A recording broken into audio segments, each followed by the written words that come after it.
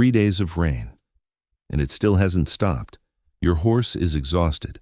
Your stomach has been empty since yesterday morning, and hidden beneath your soaked clothes is a message that could decide the future of an entire kingdom. If this message reaches the capital in time, thousands of soldiers will march before sunrise. If it doesn't, an entire army walks straight into an ambush, and if the king even suspects the delay was your fault, you die. Welcome to the life of a royal messenger in ancient India. You are not a warrior, not a prince, not a general. And yet, your job is just as dangerous as theirs, because kingdoms were not built on swords alone. They were built on information. There were no phones, no radios, no proper roads. You were the communication system. The king presses his royal seal into hot wax, hands you the scroll, and from that moment onward, your life no longer belongs to you. You mount your horse and disappear into the darkness of the jungle. Dense forests, mountain trails, flooded rivers, endless wilderness. Some messages had to travel hundreds of kilometers between forts and kingdoms, and the roads, almost non-existent, just muddy trails through forests and dangerous mountain paths. At night, you navigate using stars, rivers, and memory. One wrong turn, and you vanish forever. But getting lost was not the worst part, because the jungle was alive. You hear branches snapping beside the trail. Maybe it's a tiger, maybe wild elephants, or maybe something worse. Bandits. Armed thieves waited along trade routes for travelers carrying valuable information, and royal messengers were perfect targets. Not because of gold, because of secrets, military orders, battle plans, warnings about invasions, secret alliances between kingdoms. If the enemy intercepted even one message, entire wars could change overnight. So bandits hunted you relentlessly. Sometimes they attacked from the trees. Sometimes they pretended to be injured travelers. Sometimes arrows flew out of the darkness before you even saw their faces. And if they captured you alive, torture was almost guaranteed. That's why many royal messengers never carried written messages at all. The king would whisper the order directly into your ear. You repeated it again and again, until every word was burned into your memory. No paper, no scroll, no evidence, nothing the enemy could steal. But there was one terrifying problem. If you forgot even a single word, you could accidentally start a war.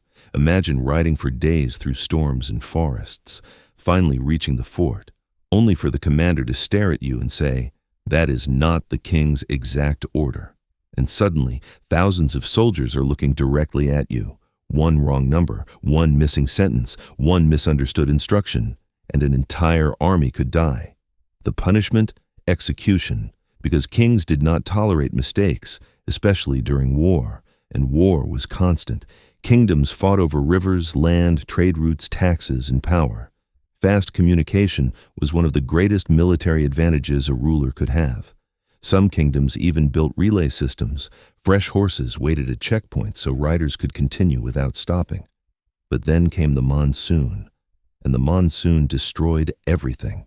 Roads turned into rivers, rivers became oceans, bridges collapsed, entire villages disappeared underwater. And still, the message had to be delivered. You force your horse through chest-deep floodwater while trying to protect the royal seal from the rain. Lightning tears across the sky. The current drags against your horse, and somewhere deep in the jungle, you hear war drums, enemy patrols, because during wartime, roads were heavily guarded. Travelers were searched constantly, and if anyone suspected you were carrying royal orders, you were stopped immediately. That's why messengers invented strange ways to hide information. Some stitched scrolls into their clothing. Others hid messages inside bamboo tubes. Some used coded language so enemies could not understand the orders quickly. But secrecy created another danger: paranoia. Kings trusted very few people. A late messenger looked suspicious. A damaged royal seal looked suspicious. Returning alive from enemy territory looked even more suspicious. Sometimes messengers were punished even after completing the mission successfully, simply because rulers feared betrayal. And this life was far from glamorous. Mosquitoes covered your skin. Your clothes stayed wet for days. Food was scarce. The water carried disease. Sleep was almost impossible. Sometimes you slept beside the road holding your sword. Sometimes you did not sleep at all. And above everything else, there was the horse. Without the horse, the message dies with you. So riders push their horses beyond exhaustion. Ride. Switch horses. Ride again. Many horses collapsed during emergency journeys. Some died on the road entirely. Now, imagine standing alone in the middle of the jungle. Your horse dead beside you, a storm behind you, enemy territory ahead, and the kingdom still waiting for the message. So you keep walking, because failure is not an option. And then finally, you reach the fort. Massive gates slowly open in the rain. Guards escort you through crowded military courtyards filled with nervous soldiers. Everyone senses something is wrong. You kneel before the king, covered in mud, exhausted, half dead. The royal scroll is opened. Silence.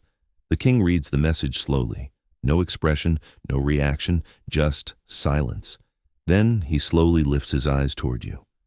And in that moment, your entire future is decided. If the message arrived in time, you survive. Maybe you are even rewarded. But if the battle has already been lost, you may never leave that room alive. And yet, despite all this, messengers kept riding through jungles, through floods, through enemy territory, because empires depended on them. History remembers kings, warriors, conquerors, but behind every victory, there was usually one exhausted rider risking his life just to deliver a message.